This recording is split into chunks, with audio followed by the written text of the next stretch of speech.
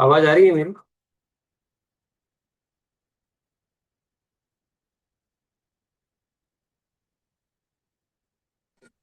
आ रही है भैया। हम्म।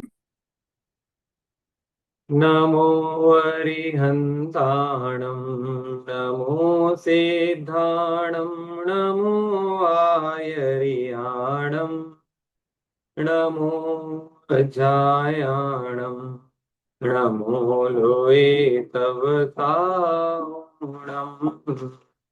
मंगलम भगवान वीरो, मंगलम गौतमो गणी, मंगलम कुंद कुंदार्यो, जैन धर्मोस्तु मंगलम। सर्व मंगल मांगल्यम, सर्व कल्याण कारकम, प्रधानम सर्वधर्मानं, जैनम जयतु शासनम, जैनम जयतु शासनम।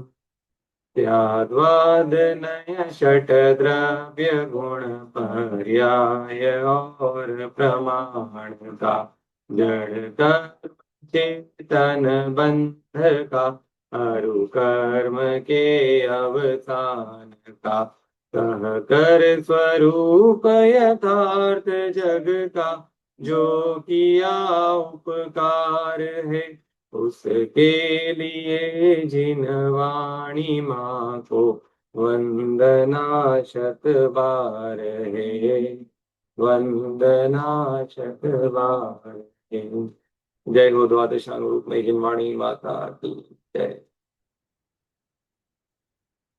तीन भुवन में सार, वीतराग विज्ञान का, शिव स्वरूप शिव का, नमः त्रियोग समाहृते। मांगलिक ग्रंथ खेडाला जी, रचयिता पंडित श्री दौलतराम जी। पहली ढाल के अंतर्गत हमने मंगलाचरण का स्वरूप देखा कि मंगलाचरण में किसको नमस्कार किया गया है, क्यों वीतराग विज्ञानता को नमस्कार किया। उसके बाद आचार्य ने या पंडित दौलत राम जी ने हमसे ये कहा कि इस संसार के अंदर सभी जीव सुख को चाहते हैं और दुख से डरते हैं। और अगर सभी जीव सुख को चाहते हैं और दुख से भयभीत हैं, तो उनके सुख का मार्ग क्या है? क्योंकि सुखी तो सब होना चाहते हैं, लेकिन सुख का अगर सच्चा मार्ग पता नहीं होगा तो जीव कोई से भी रास्ते पे चलता रहेगा और उससे उसको सुख की प्राप्ति तो नहीं होगी और वो दुखी होगा। तो आचार्य ये कहते हैं कि हम तुमको कहते हैं, हम तुमको सुनाते हैं, तुम उसको समझो। और कैसे समझो? स्थिर मन करके सुनो, क्योंकि तुम मोह रूपी मदिरा को अनादिकाल से क्या करते आए हो? पीते आए हो। इस वजह से तुम अपने स्वरूप को भूल बैठे हो।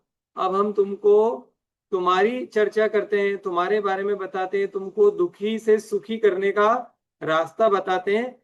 लेकिन हमारी एक ही शर्त है कि तुमको ये सब बातें कैसे सुनना पड़ेगी? मन थिर आन, मन को स्थिर करके सुनना पड़ेगी। आकुलता कम करो, ठीक है। अपने परिणामों को थोड़ा सा संभालो, अपनी कषायों को थोड़ा सा कम करो। अगर ऐसी स्थिति में तुम इसको सुनोगे तो तुम्हारा कल्याण होगा। वरना अनंत काल से ये जीव वैसे भी भटक रहा है और इसका भटकना बंद होने वाला नहीं है। कहीं तो इसको शांति से स्थिर होकर के जिनवाणी की तरफ जाना पड़ेगा। जिनवाणी क्या कहती है इसको सुनना पड़ेगा। अगर ये अपनी अपनी सुनाता रहेगा और जिनवाणी की नहीं सुनेगा तो इसका कल्याण होने वाला नहीं है।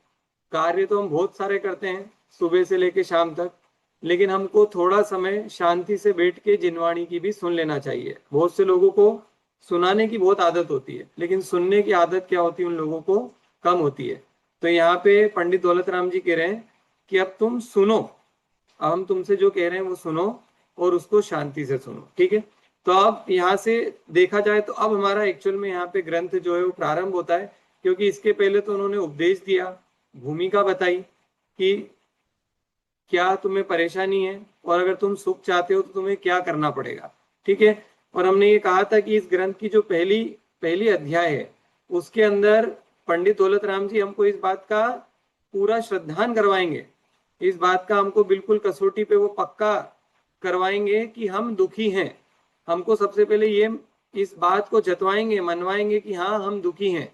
और जब इस बात को हम मानेंगे कि हम दुखी हैं, उसके बाद ही फिर क्या होगा, उस दुख का कारण बताएंगे और फिर उसका इलाज बताएंगे। तो पहली डाल में हमको क्या क्या दुख हैं उसकी चर्चा अपन यहाँ से अब प्रारंभ करेंगे।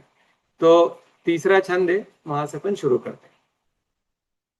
दास भ्रमण की है बहु कथा, पे कछु कहूँ कहे मुनि यथा। काल अनंत निगोद मझार, बीत्यो एकेन्द्रिय तन धार।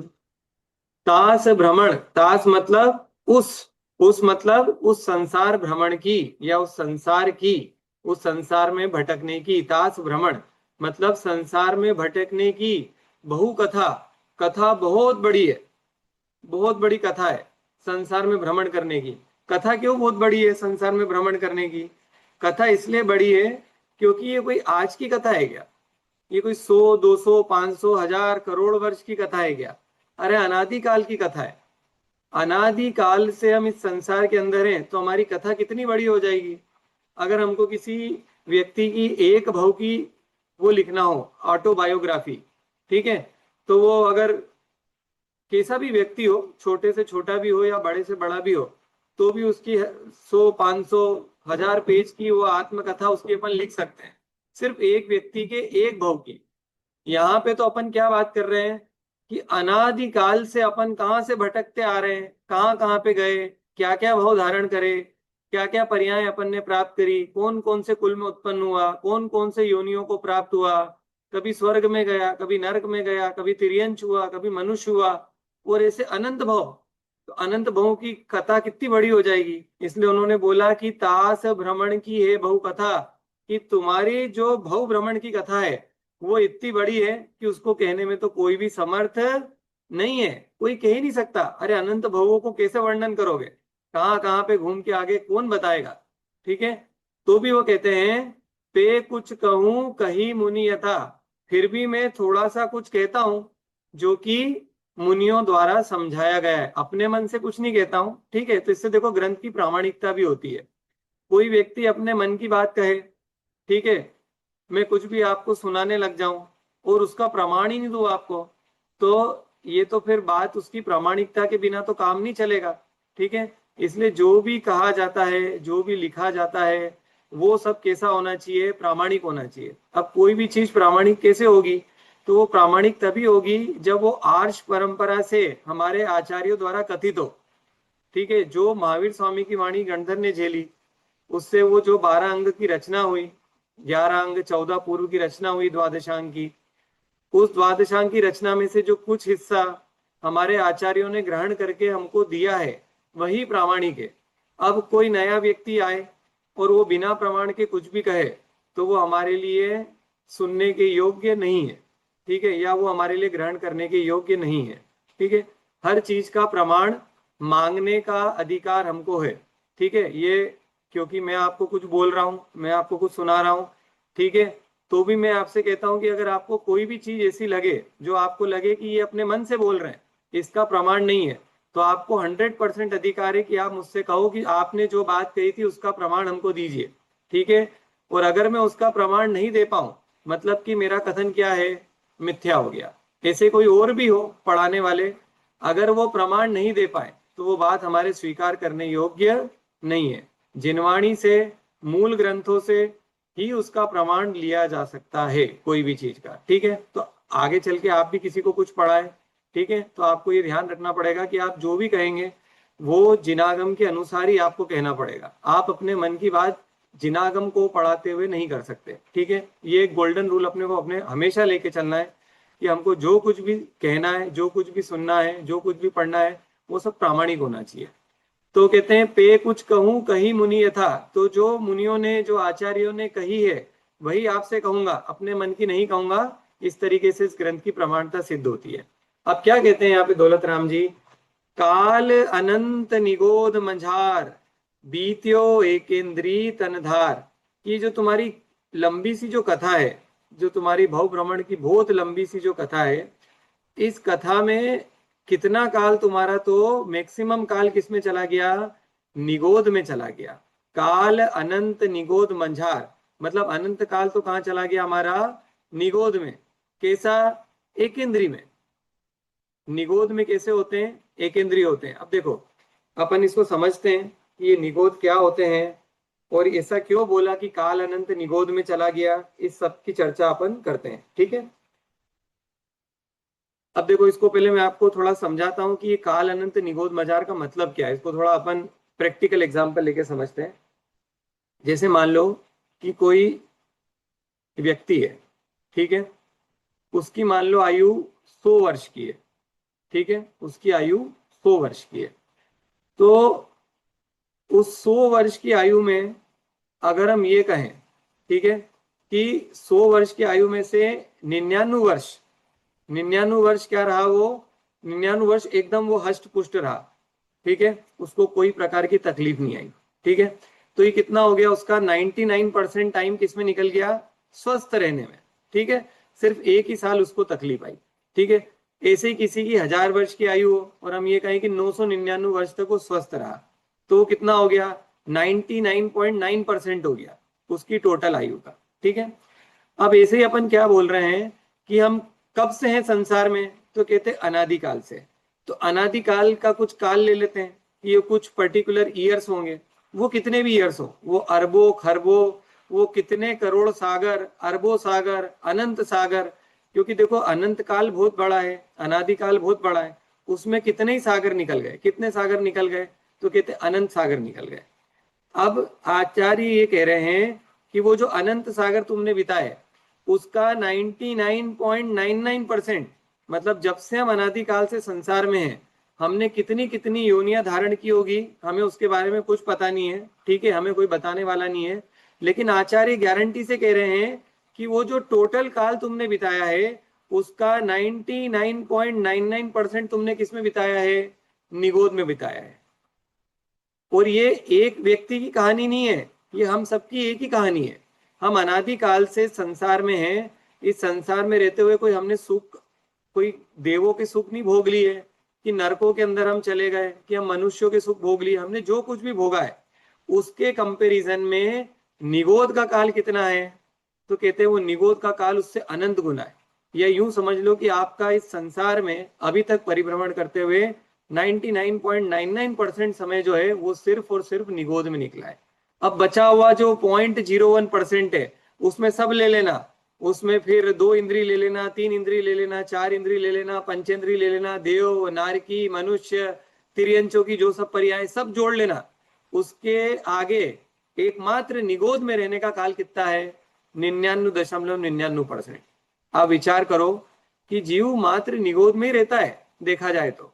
ये तो जो थोड़ा बहुत अपने को भी वर्तमान में मिला है, ये तो कैसा है जैसे कोई पलक झपकती है कि नहीं, और पलक झपकते से चीज इधर की उधर हो जाती है, वो स्थिति है हमारे मनुष्य भाव की। और उसमें भी पंचम काल का ये मनुष्य भाव, ठीक है, जिसकी कोई औकात ही नहीं है देखा जाए तो। कितने साल के, 70 80 साल, 50 साल, 100 साल की उम्र होती है लोगों की, ये कुछ भी नहीं है अनादिकाल के सामने। 100 100 वर्ष की क्या औकात है। तो कहते हैं काल अनंत निगोद मंझार, अनंत काल तो निगोद में निकल गया।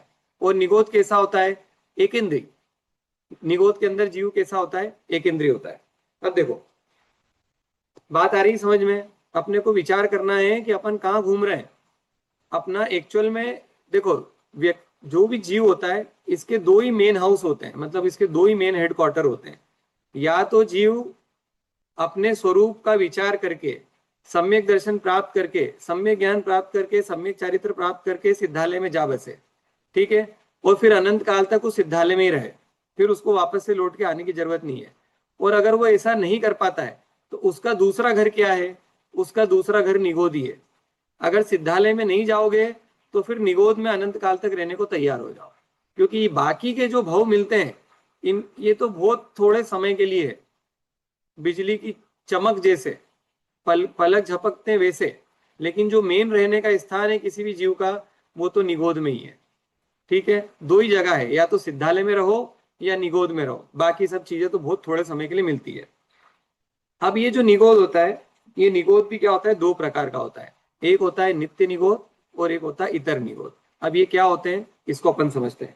उसके पहले आपको निगोद की परिभाषा दे देता हूं मैं कि निगोद की परिभाषा क्या है। अब निगोद की परिभाषा भी दो तरीके से लेते हैं, एक तो आगम की परिभाषा लेते हैं और एक मैं समझाने के लिए आपको उदाहरण की परिभाषा देता हूं कि निगोद एक्चुअल में होता क्या है, या उसको आप कैसे अपन निगोद को कंपेयर करेंगे। बोलो अर्पित भैया, कोई प्रश्न है? हम्म, मैं पूछ रहा था, ये जो बताया 0.01% में ही अपन जैसे देव या मनुष्य जो सिद्धालय में होता है वो अलग ना, मतलब इस 0.01 में नहीं आएगा ना वो? नहीं नहीं, वो तो हाँ, जो क्योंकि जो सिद्धालय चलेगा वो तो सिद्ध हो गए, और कथा किसकी चल रही है? हम्म। संसारी प्राणियों की कथा चल रही है। तो क्योंकि जो अपन सब संसारी हम्म। प्राणी है, तो अपना अभी तक का जो 99.99% है वो निगोद में निकला है, ये हम बोलना चाह रहे हैं। हम्म। ठीक है, जो ओके। सिद्ध हो गए वो तो सिद्ध हो गए। ठीक है। ठीक है। हाँ।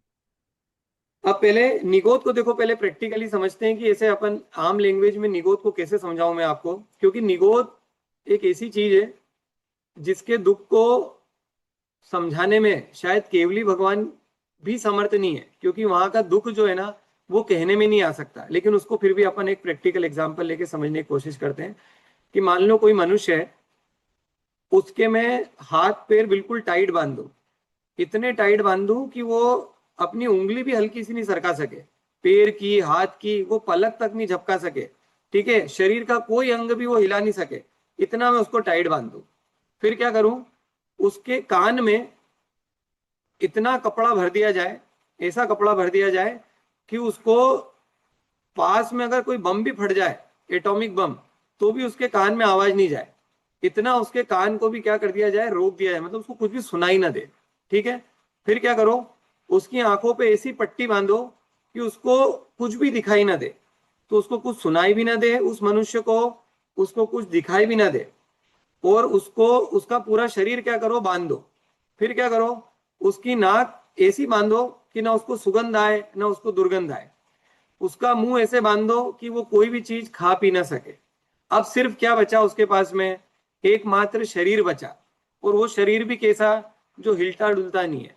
अब आप विचार करो, ऐसा व्यक्ति, ऐसा व्यक्ति जिसकी अपन स्थिति अगर कभी ऐसे कर दो, तो उसको कितनी अंदर से तड़प होगी, उसको कितना भयंकर उसको दुख उत्पन्न होगा, उसकी अंदर से उसको कषाएं कितनी उत्पन्न होगी, कितना भयंकर दुख है, ना कुछ सुन पा रहा है, ना कुछ बोल पा रहा है, ना उसकी नासिका काम कर रही है, ना उसकी रसना इंद्री काम कर रही है, वो शरीर भी नहीं हिला पा रहा है, ऐसा लग रहा है कि उसको किसी ने काल कोठरी के अंदर बिल्कुल बांध करके डाल दिया हो। ऐसा होता है निगोद। निगोद ऐसा होता है, क्योंकि एक इंद्र की ये स्थिति है, सिर्फ शरीर है, बाकी की कोई इंद्रियां नहीं है, और भयंकर क्या है, सिर्फ कलुषता ही कलुषता है और कुछ भी नहीं है। ये निगोद होता है। ये अगर आम भाषा में आपको समझना हो तो निगोद ये होता है। अब इसको अगर मैं आपको पारिभाषिक दूं, इसकी परिभाषा आगम से परिभाषा दूं, ठीक है, तो इसकी परिभाषा देखो निगोद की बताता हूं मैं आपको। निगोद तीन शब्दों से बना है ना, नी, गो और द।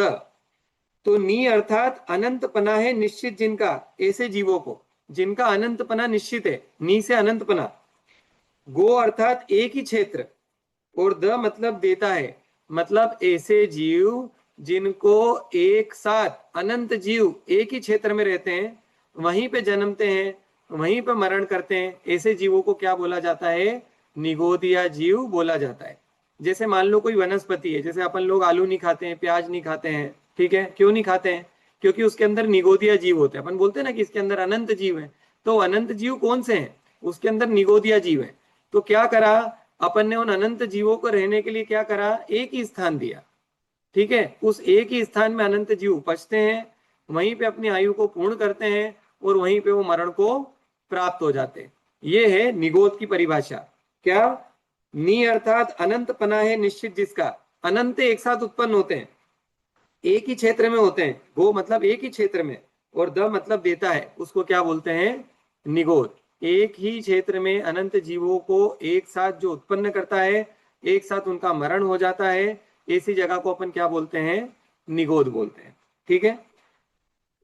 और निगोदिया जीव मूल में तो क्या रहते हैं, सातों नरकों के नीचे एक पृथ्वी होती है, उसको कलकला पृथ्वी बोलते हैं, वहां पे रहते हैं। इसके अलावा जो साधारण वनस्पति होती है, जैसे आलू, प्याज, लहसुन, या फिर जो कच्ची सब्जियां होती है जो अंतर मुहूर्त तक पकती नहीं है, उन सब के अंदर निगोदिया जीव जो होते हैं उत्पन्न होते हैं।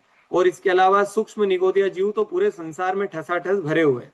अभी अपने आसपास भी हैं, अपने को दिखाई नहीं देते हैं। तो निगोद जीव पूरे संसार में पाए जाते हैं। ठीक है। बादर निगोद जो है वो सिर्फ वनस्पति में पाए जाते हैं, सूक्ष्म निगोद तो हर जगह पाए जाते हैं। ठीक है। आ रही बात समझ में थोड़ी थोड़ी? ठीक है। ये थोड़ा टॉपिक हो सकता है कुछ लोगों को नया हो, नहीं भी समझ में आए तो आप प्रवचन एक बार वापस से इसको कहीं पढ़ना, या इसको वापस से थोड़ा चिंतन करना, या प्रश्न मेरे से पूछना, तो मैं आपको फिर बता दूंगा। ठीक है। अभी देखो, अपन निगोद क्या बोला? दो तरह का निगोद बोला। बोलिए प्रीति जी, क्या प्रश्न है? ये जो बेबी कॉर्न होता है, बेबी कॉर्न टाइप की सब्जी है, ये भी पूरी पकी हुई नहीं है, मतलब हाँ, बोलते ये हैं ना बेबी इसमें कॉर्न भी नहीं खाना चाहिए। ये हमारे खाने लायक नहीं है। ये उसमें तो आ जाता है, सचित्त में आ जाता है ये, तो वो हमारे खाने नहीं, लायक तो नहीं है। उसमें भी निगोदी जीव है क्या? हाँ, अगर वो जैसे कच्ची है तो उसके अंदर निगोदिया जीव होता है। अब वो कहते हैं कि वो उसमें बने ही रहते हैं जीव, वो जो बेबी कॉर्न होता है उसमें हम्म, बने ही रहते हैं।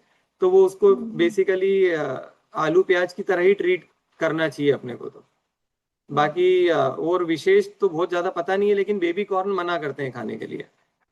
हाँ, बोलिए अर्पित भैया।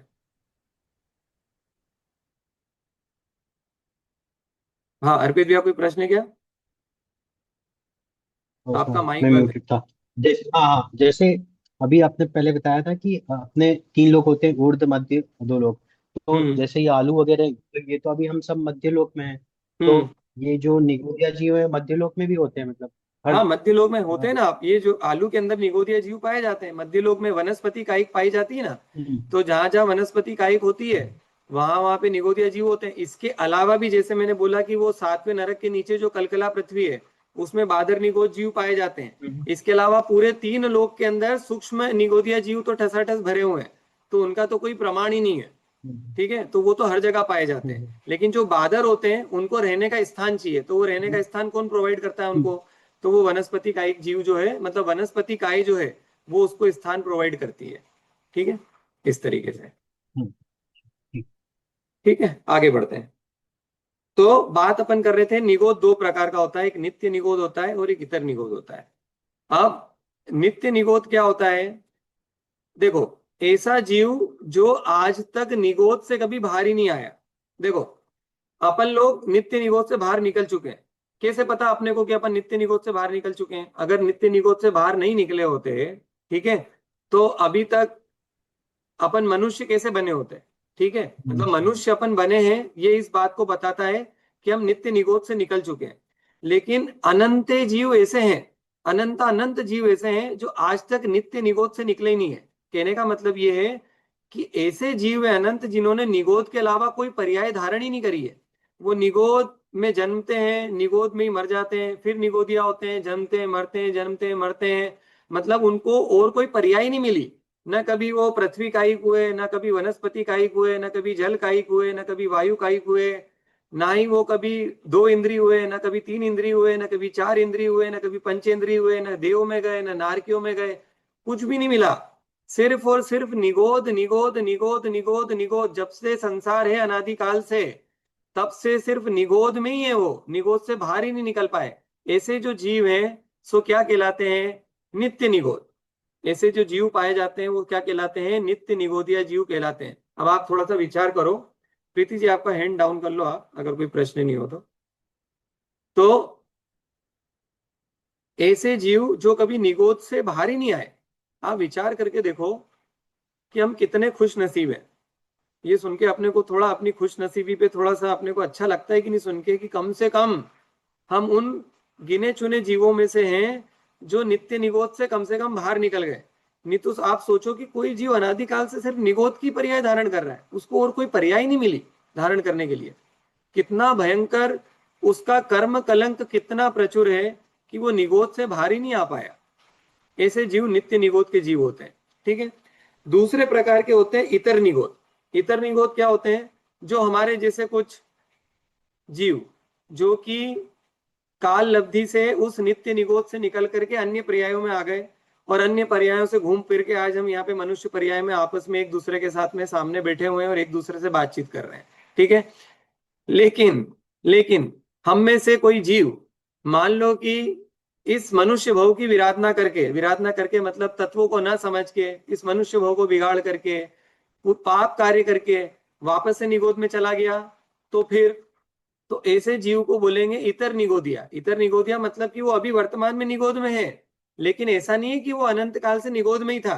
वो बीच में कुछ कुछ और भाव उसने धारण करे और उसका कुछ काम बना नहीं, अब वो वापस से कहाँ चला गया, निगोद में चला गया। तो ऐसे जीवों को क्या बोलते हैं, इतर निगोदिया जीव बोलते हैं। तो दो प्रकार के निगोद, नित्य निगोद निकले ही नहीं, निगोद ही निगोद में अनादिकाल से रहे, सो नित्य निगोद। और इतर निगोद मतलब कि निगोद से निकल करके कुछ और भव भ्रमण करके कुछ और पर्याय धारण करके और फिर वापस से वो निगोद में चला जाए और फिर लंबे काल तक वहीं पे रहे। ठीक है, तो हो गया इतर निगोद। हाँ नमन भैया, प्रश्न आपका बोलिए। अरे रोशन भैया सुन पा रहे हैं? बोलिए। तो मेरे को ये पूछना था कि जैसे अनादिकाल से निगोद में है, तो ऐसे क्या पाप कर लिए उन्होंने कि उससे निकल ही नहीं पाए? क्योंकि उनकी तो ज्यादा इंद्रियां भी नहीं है, तो देखो, ज्यादा कर्म बनते भी नहीं होंगे। हाँ देखो, सही बात है, ये प्रश्न बिल्कुल उठता है। और ये प्रश्न को कुछ मतलब ये ऐसे प्रश्न है जिसका आचार्य कहते हैं कि ये कुछ सहज ही ऐसा उनकी कलुषता चलती है। ठीक है, उनके ऐसे परिणाम चलते हैं कि वो निरंतर निरंतर निगोद निगोद की ही आयु बांधते रहते हैं। ठीक है, मतलब देखो एक इंद्रिय जीव है और जैसा मैंने आपको बताया कि वो उसके पास कुछ भी नहीं है एक इंद्रिय के अलावा, और शरीर भी इतना सूक्ष्म होता है। ठीक है, मतलब इतना छोटा शरीर होता है कि आपको माइक्रोस्कोप से वो दिखेगा भी नहीं, कोई से भी स्कोप से नहीं दिखेगा वो। ठीक है, अंगुल का असंख्या तो अभाव होता है वो। तो इतना छोटा शरीर जो होता है, इतने छोटे शरीर के साथ में एक इंद्रिय के साथ में जीव क्या परिणाम करता होगा। तो आचार्य कहते हैं कि हम क्या बताएं क्या परिणाम करता होगा। कुछ ऐसे ही सहज उसके परिणाम होते हैं कि उसको बार बार बार बार बार बार निगोद की आयु बनती जाती है और वो नित्य निगोद से कभी बाहर ही नहीं आ पाता जीव। अभी आपको मैं एक ऐसी चीज बताऊं, आपको सुन के ऐसा धक्का लगेगा। अपन बोलते हैं कि अनादिकाल से वो नित्य निगोद में है। ठीक है, आचार्य कहते हैं कि हर 6 महीना 8 समय में 608 जीव नित्य निगोद से निकल करके क्या होते हैं, बाहर आते हैं। ठीक है, अब ऐसा कब तक चलेगा, तो कहते हैं ऐसा अनंत काल तक चलेगा। ऐसा अनंत काल तक चलेगा, इसका मतलब ये है कि अनंत काल तक ऐसे जीव नित्य निगोद में होंगे जो नित्य निगोद में ही रहेंगे, बाहर ही नहीं निकल पाएंगे। मतलब वो अनादि काल से नित्य निगोद में है और वो अनंत काल तक नित्य निगोद में ही रहेंगे। अब बताओ क्या पाप करे होंगे उन्होंने, या वो क्या पाप करने वाले हैं। ऐसा सहज ही स्वभाव है कि वो ऐसे ही कर्मों का बंधन करते जाते हैं कि उनको बार बार नित्य निगोद की आयु बन जाती है या निगोद की आयु बन जाती है। ठीक है, तो इसका कुछ पक्का आंसर नहीं है कि वो ऐसे क्या परिणाम करते होंगे, एक इंद्रिय के परिणाम अपन क्या बताएं, पर वैसा ही कुछ उसका स्वभाव ही ऐसा बन गया है कि उनको बार बार वैसी आयु का बंध होता है। हाँ पूछिए प्रीति जी, क्या प्रश्न है। जो नित्य निगोद में है और जो कभी बाहर नहीं आएंगे वो फिर अभव्य हो गए क्या, कि जरूर हाँ ऐसा वो कोई रूल नहीं नहीं, है? वो ऐसा नहीं है, ऐसा नहीं कि वो अभव्य है। हो सकता है कि उनके पारिणामिक भाव भव्य ही हो। ठीक है, जरूरी नहीं कि वो अभव्य है, लेकिन बात क्या है, वो दूरांदूर भव्य है। दूरांदूर भव्य ऐसे हैं कि जिनको कभी भी सम्यक दर्शन की प्राप्ति नहीं होगी, मोक्ष प्राप्त नहीं होगा, तो भव्य होते भी अभव्य के समान बोल सकते हो आप उनको, ऐसा बोलो आप। ठीक है, उनके पारिणामिक भाव तो भव्य हो सकते हैं, लेकिन वो फिर भी नित्य निगोद से कभी निकल नहीं पाएंगे, ऐसे ही सहज स्वभाव है। इसलिए अपने को देखो इसमें ग्रहण करने वाली क्या बात है कि अपन खुश नसीब है। ठीक है, अपन बहुत खुश नसीब है कि हम कम से कम नित्य निगोद से छूट गए। अपने आप को बहुत क्या मानना चाहिए, बहुत कहते हैं कि मतलब ये हमारी बहुत अच्छी काल लब्धि है कि हम कम से कम नित्य निगोद से निकल करके यहाँ तक पहुंचे कि हमने मनुष्य तन धारण कर लिया। और तो और अपन आगे चर्चा करेंगे कि मनुष्य तन धारण करके भी ऐसे कुल में उत्पन्न हुआ जहाँ पे हमको सच्चा मोक्ष मार्ग मिल गया। अब इसको भी कोई जीव अगर नहीं अपनाए तो फिर है वो तो काल अनंत निगोद मजार, फिर घूमो एक इंद्री में अनंत काल तक, फिर निगोद में चला जाएगा, फिर इतर निगोदिया हो जाएगा और घूमता रहेगा। मौका मिला है तो उसको भुना लो, नहीं तो फिर ये हाथ से कब निकल जाएगा पता भी नहीं चलेगा। ठीक है, तो कहते हैं काल अनंत निगोद मंजार, बीत्यो एक इंद्री तनधार। और वहां पे निगोद में क्या है, सिर्फ एक इंद्री मिली और कुछ भी नहीं मिला ऐसा। और विचार करने वाली बात है कि क्या क्या स्थिति है उस निगोद की, कैसे जीव, उसका है ना उदाहरण देते हैं। आगम में क्या उदाहरण देते हैं, उसका उदाहरण देखो मैं आपको बताता हूँ। उनमें से शब्द आता है कि निगोद से निकलना जैसे भाड़ में भूंजते हुए चने में से कोई एकाध चना उचट कर बाहर आना। ये आगम की लैंग्वेज है कि जैसे चने होते हैं ना, तो चने को भाड़ मतलब कि वो बड़े से कढ़ाई के अंदर अपन जो चने पॉपकॉर्न जिसको बोलते हैं उसको कोई बना रहा हो और वो बड़े से कढ़ाई में से कोई एक आध पॉपकॉर्न निकल के बाहर आ जाए, ठीक है, कोई एक आध चना निकल करके उचक के बाहर आ जाए, वैसा होता है नित्य निगोद से निकलना। देखो आपको कंपैरिजन बताता हूं मैं, अगर आपको ऐसे कंपैरिजन करना है ना, बहुत अच्छा कंपैरिजन बताता हूं। आप एक वो लो, क्या बोलते हैं उसको, वो सब्जी जिससे अपन नापते हैं, तुला, क्या बोलते हैं उसको, तुला ही बोलते हैं ना, तराजू तराजू। तराजू, हाँ तराजू। तो वो जो सब्जी वाला तराजू होता है जिसमें, अब तो वो वैसे आजकल इलेक्ट्रॉनिक वाला है, वो जो पुराने वाले होते थे जो पकड़ के वो इधर बाट रखता था इधर, वैसा तराजू लो आप, ठीक है। अब क्या करो, उस तराजू के एक तरफ अनंत जीवों को डालो, अनंत जीवों को डालो, ठीक है, ये अनंत निगोदिया जीव है, और एक जीव को इधर की तरफ डालो, ठीक है। फिर क्या करो, वापस से इधर की तरफ अनंत जीवों को डालो, फिर एक जीव को इधर डालो, फिर अनंत जीव निगोदिया इधर करो, एक जीव को इधर डालो। ये क्या बताना चाह रहा हूं मैं आपको, कि इधर अनंत अनंत जीव को डालो निगोद में, उसके बदले में एक जीव आपको निगोद के बाहर मिलेगा। फिर आप अनंत जीवों को निगोद में गिनो, फिर आपको जीव एक निगोद के बाहर मिलेगा। फिर आप अनंत जीवों को निगोद में गिनो, फिर एक जीव आपको निगोद के बाहर मिलेगा। कहने का मतलब ये है कि निगोद के अंदर जीवों की राशि कितनी अधिक है, सारे जीव निगोद में ही पाए जाते हैं। तो गिनती के मुट्ठी भर जिसको अपन बोलते हैं, ये मुट्ठी भर जीव जो है बाहर निकल के अन्य पर्यायों में जाते हैं, नहीं तो अनंत जीव सिर्फ और सिर्फ किस में पड़े रहते हैं, निगोद में पड़े रहते हैं। और ये किसी और की बात थोड़ी ना है, ये तो अपनी चर्चा है, अपनी भी यही स्थिति रही है। मैंने आपको कहा कि हमारा सबका 99.99% टाइम आज तक अनादिकाल से किसमें निकला है, निगोद में निकला है। ये किसी और की कहानी नहीं है, ये अपनी कहानी है, ये अपने ही दुख है, ये किसी और के दुख नहीं है। और अपने को ये थोड़ी सी मनुष्य पर्याय यहाँ पे मिल गई, तो इस मनुष्य पर्याय के अंदर ही अपन कितना भयंकर क्रोध, कैसा अपन मान करते हैं, जरा जरा सी चीजों का थोड़ा सा धन आ जाए तो इतने चौड़े हो जाते हैं अपन, जैसे पता नहीं अपने से बड़ा कोई होगा ही नहीं संसार के अंदर। कैसी भयंकर अपन मायाचारी करते हैं, परिवार के अंदर एक दूसरे लोगों से अपनी बनती नहीं है, उनके प्रति अपन मायाचारी का भाव रखते हैं, निरंतर अपन लोभ ही लोभ करते रहते हैं। आप विचार करके देखो, वो जब निगोद में थे अपन, वहां पे अपने पास क्या था, एक शरीर, वो भी इतना छोटा शरीर जो दिखाई भी नहीं दे, जो किसी दुनिया के किसी माइक्रोस्कोप किसी कोई कितना भी आप प्रिसीशन वाला कोई ले आओ उससे दिखाई भी नहीं दे, ये हमारी औकात थी अनादिकाल से।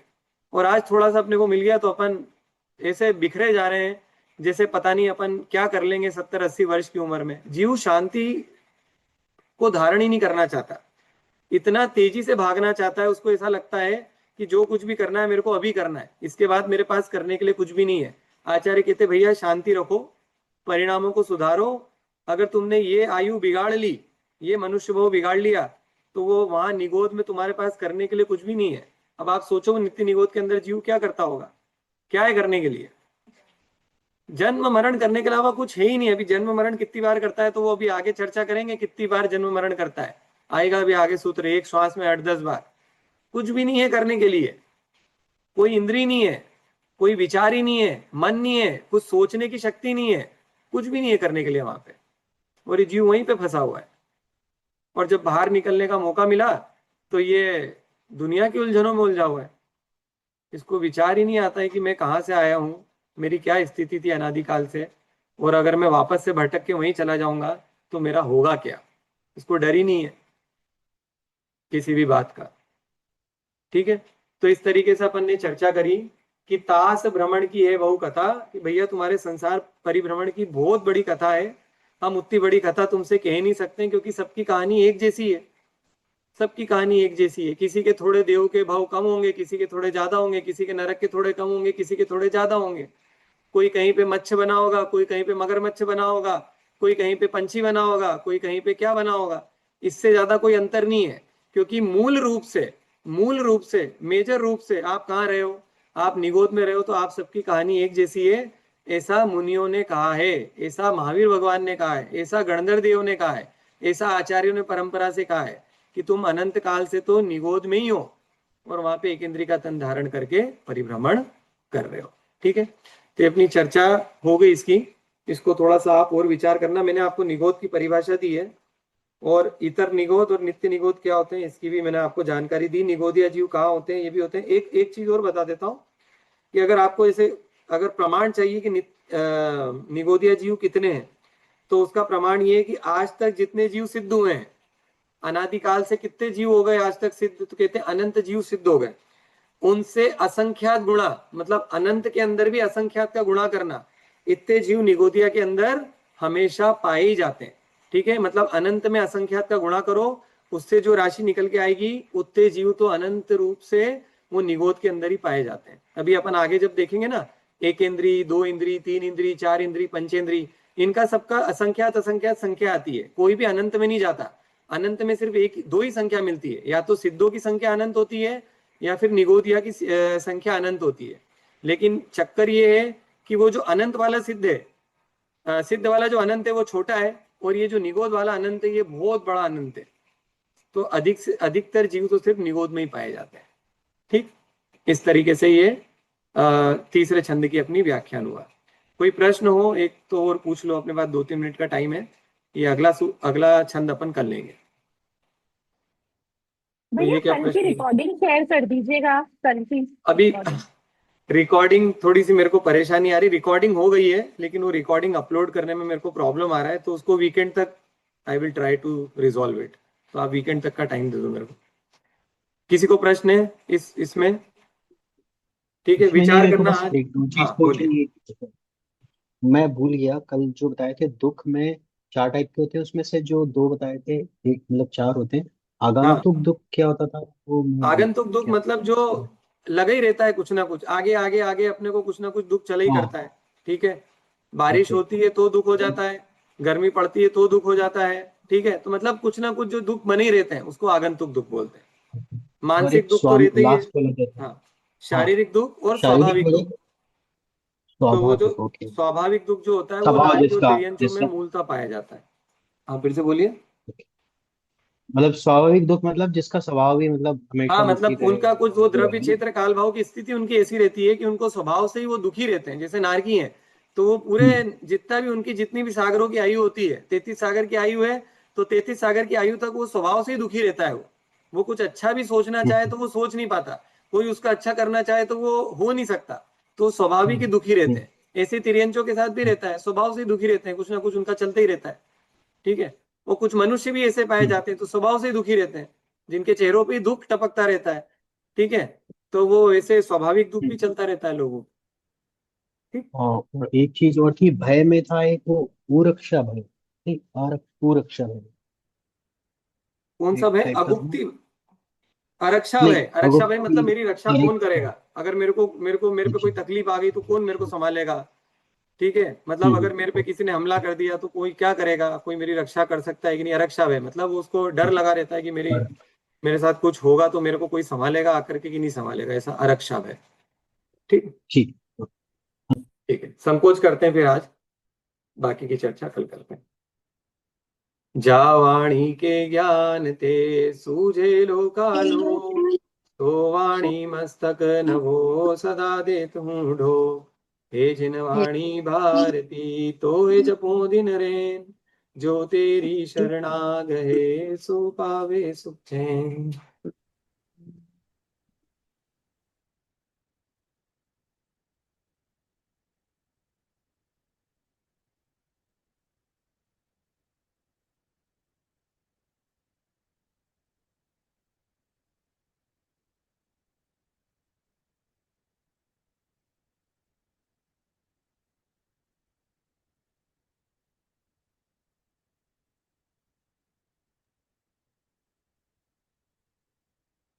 सभी को जय जय। जय जय जय। जय। जय